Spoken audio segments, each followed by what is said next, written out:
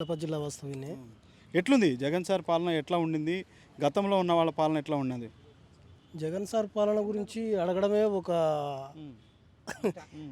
వింతగా ఉంది మీరు అడిగే ప్రశ్న. ఎందుకంటే జగన్ ప్రభుత్వాన్ని గురించి అడగడం అనేది హ్మ్. ఒక దశలో బాధాకరంగా ఉంది. ఎందుకంటే ఈ ప్రభుత్వం మళ్ళా వస్తుందా రాదా అనేది కాదు ఆడ ఉండేది.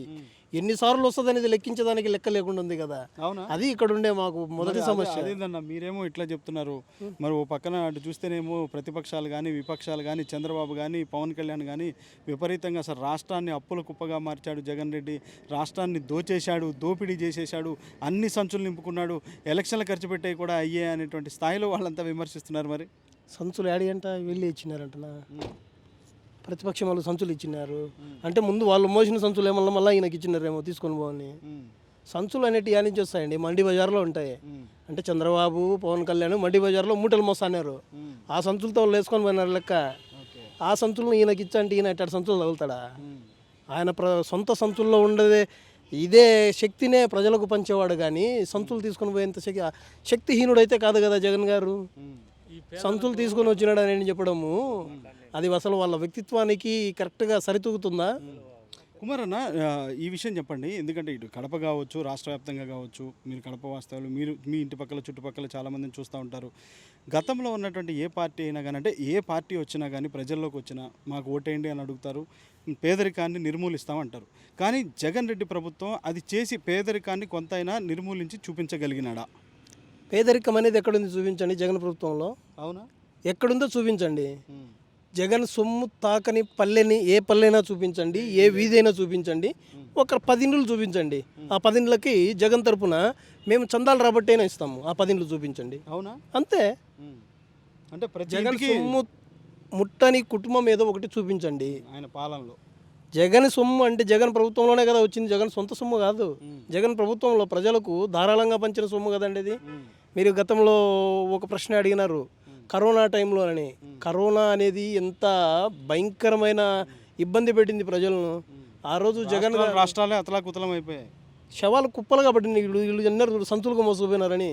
సంచులు కానీ సరిపోలే ఆ శవాలకు. మరి ఆ సంచులు ఎట్టొచ్చినాయండి జగన్ గారికి? సంచులు డబ్బులు.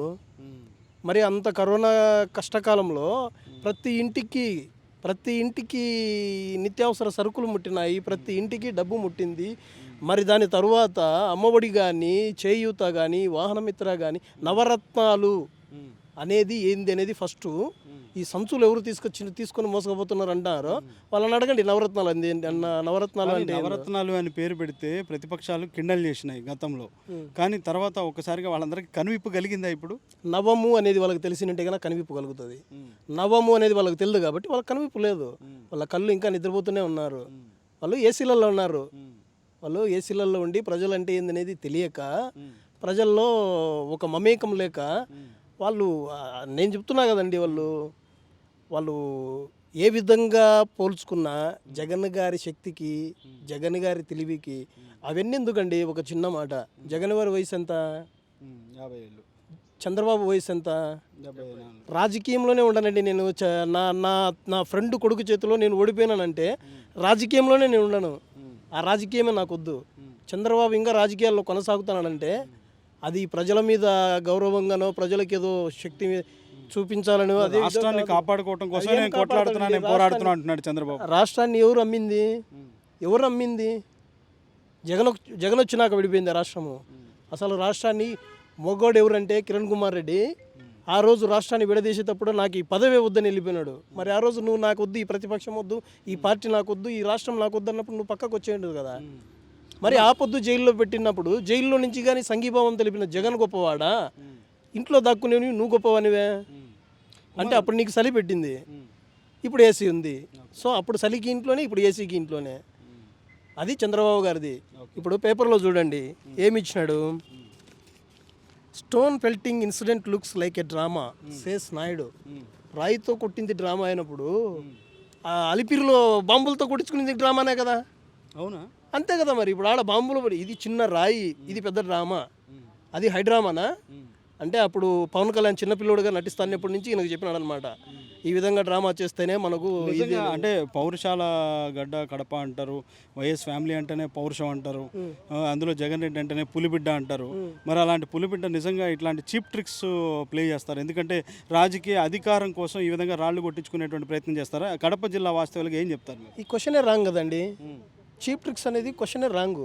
అది చీప్ ట్రిక్ కాదు. అది మాట్లాడినోడు ఎంత చీపో ఆ ట్రిక్ను ఉపయోగించినాడు వీడు, అంతేగాని అది చీప్ ట్రిక్ కాదు. అది మిద్దె మీద నుంచి గురి పెట్టి కొట్టున్నాయన ఈడికే నా గేట్ పడాలని జగన్ కోరినాడా? కొట్టేవాడు ఈవుడు అనేది వాళ్ళకు తెలియదా?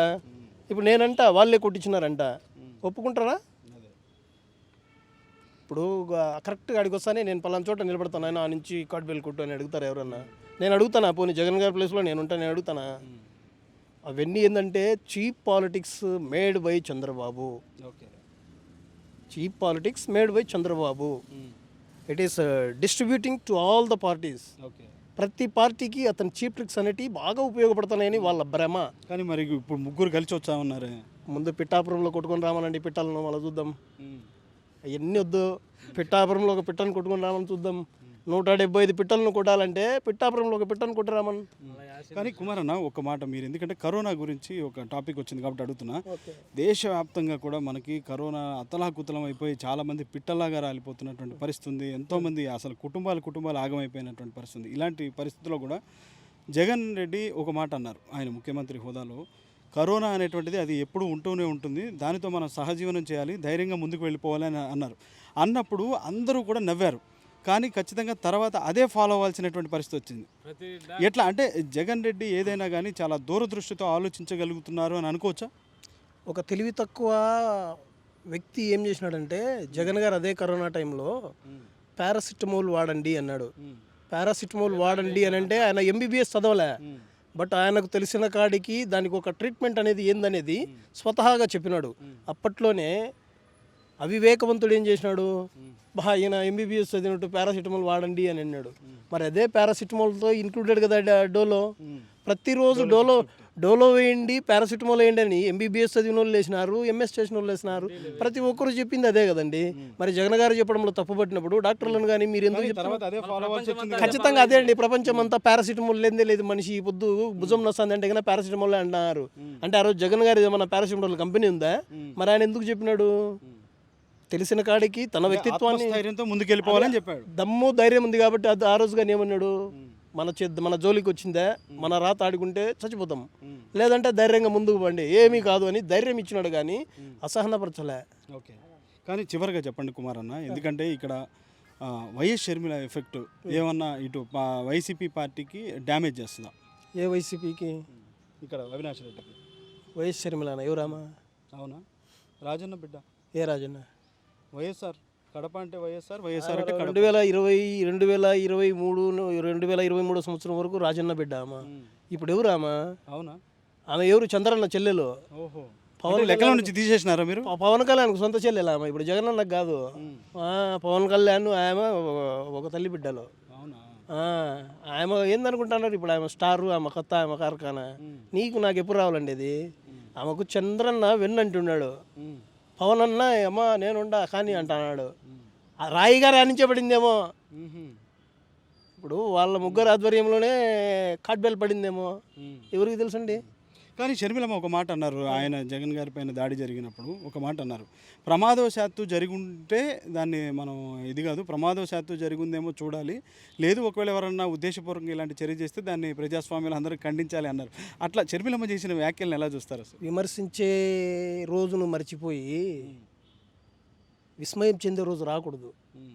గతమంతా విమర్శించినావు కదా, గతంలో అన్నకాంది ఈరోజు రాయపడతానే అన్నట్టయినాడు కాడు కదా. మరి ఈరోజు అన్న మీద ఉన్న ప్రేమను గతంలో అంటే నువ్వు పార్టీ మారకుండానే ఉండాలి కదా, అన్నకు వెన్నంటి ఉండాలి కదా. గతంలో నువ్వేం చేసినావు? రాయ ప్రమాదవశాత్తు పడి ఉంటుంది అంటున్నారు ఆవిడ. ఇంకా ప్రమాదం అంటే ఇంకా కంప్లీట్గా వాళ్ళ ముగ్గురికే తెలిసి ఉండాలా? వాళ్ళ ముగ్గురికే తెలిసి ఉండాలనా? వాళ్ళ ముగ్గురికే తెలిసి ఉండాలి. అయితే అది ప్రమాదమా ఎట్టెట్ట అనేది ఇదో ఇప్పుడు అన్న పేపర్కి ఇచ్చినాడు కదా. ఇది హిందూ పేపర్ అంటేనే నేషనల్ వైడ్ పోయే పేపర్ అది. ఆ పేపర్కి అన్న ఇచ్చిండు ఇది డ్రామా అని. అది అన్నకు డ్రామా అని తెలిసిందంటే అన్న ఎంత డ్రామటిస్ట్ అయి ఉండాలా?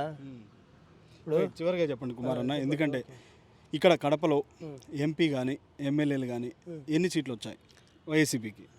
వైసీపీకే ఎన్ని వచ్చాయని మళ్ళీ మీరు అడగడం రాంగ్ అండి. అంతేనా?